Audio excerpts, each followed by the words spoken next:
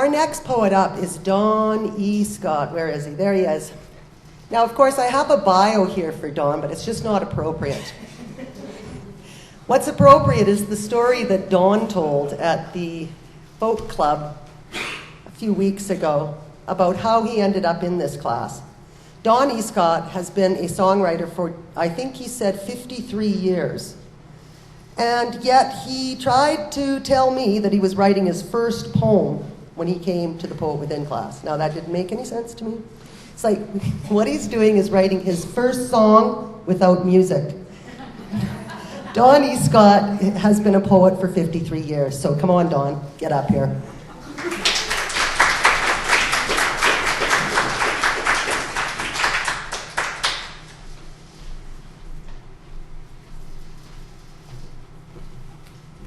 Thanks, Jade. Actually, the start of that story, Jade neglected. About 20 years ago, we worked together. She was running a workshop for aspiring songwriters called Lyrical Link in conjunction with CBC, and she invited me to come and present some thoughts on writing a song, and I ended up staying with the group and wrote some songs. And then we kind of went our separate ways, and I didn't see Jade for another 20 years until earlier this year when we happened to be in the same place to see a mutual friend perform.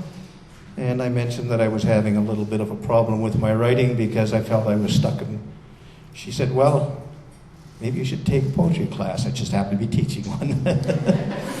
And I thought about it and thought, yeah. And, I still don't know a darn thing about poetry, and I'm still trying to sort them all out. But I must say it was a very enjoyable experience. The people that were in that group, the ones you're seeing here tonight, are all extremely talented. And our postmistress drew things out of me that I didn't know I had. And so now, in my latest biography, I'm putting poet right behind songwriter. But when you're writing poetry and you've been a songwriter for many years, there's always the challenge to change some of your poems back into songs, and I have done that, and I will demonstrate a little later. But I'm going to just go through a few, and I didn't follow the ritual that everybody else did and write specific ones. I took what I had written, and I might add that the stuff I wrote after I left the poetry class and couldn't go to sleep, I like better than what I wrote in class. It was something that ended up in here. The first is called Short Change. He came, he stayed, he must leave someday. Short change. What is the mark of this man?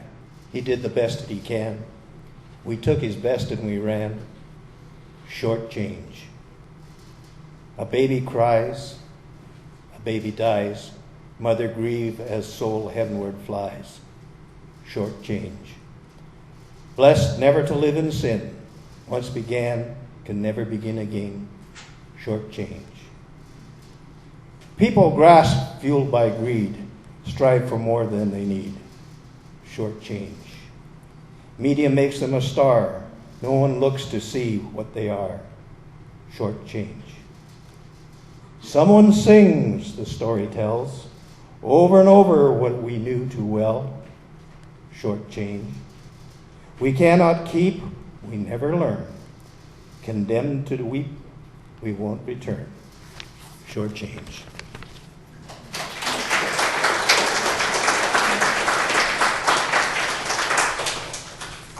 I guess what I forgot to say and what Jade forgot to say is my other profession is philosopher, so unfortunately a lot of that seeps back into my writing. Something I tried very, very hard to keep out of my songs, but I have no problem at all putting it back into the poetry that I've been attempting. Next one is called Time. Take any hour of any day, ascribe to it its worth. What does it weigh? Time is the only measure equal to all man. Equality in seconds. Born with it, die with it. It is always the same. Time is a treasure, the currency of life, for gain or for leisure. You can't save it. You can't trade it. Can't see it or stop it. interrupt it, or gain it again. Take time anyway. It is yours to spend, but you can't give it away. How you use it is all up to you. The value of the use is yours to control and measure. You lose or if you win. Time is the constant element of life, the essential commandment. In all that you do, use it with wisdom. You are born with it, live in it, die from it, and only then it will end.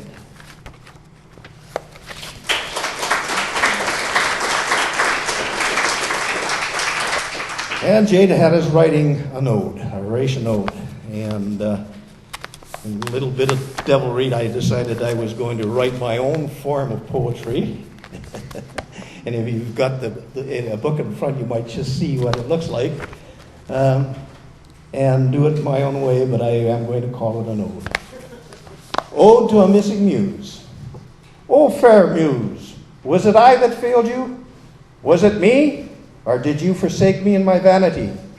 Me you now ignore in my need, though I beg and plead.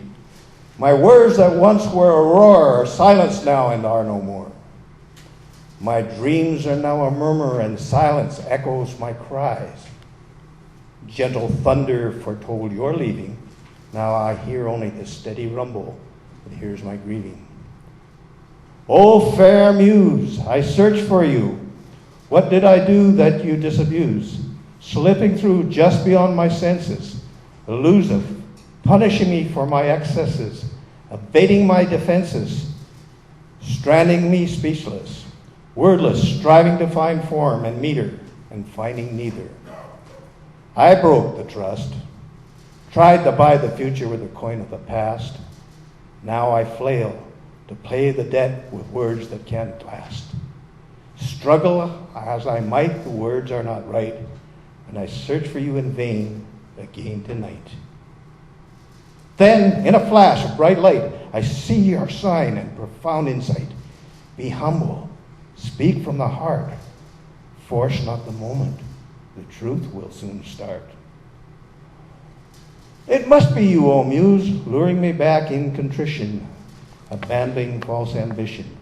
It must be you, O muse, I can sense you're there, sliding mischievously, mysteriously, mystically beckoning to follow through the swirling air. It must be you. What else could it be that would offer redemption to me? Teasing, leading, almost near, almost clear, yet I still cannot see, but I feel the presence growing, drawing me. But hush, listen to the heart, respect the gift, celebrate the muse, do my part, repay the debt, praise the blessings, let the new words start. And Jade, you brought new words into my heart. You're my muse. Thank you.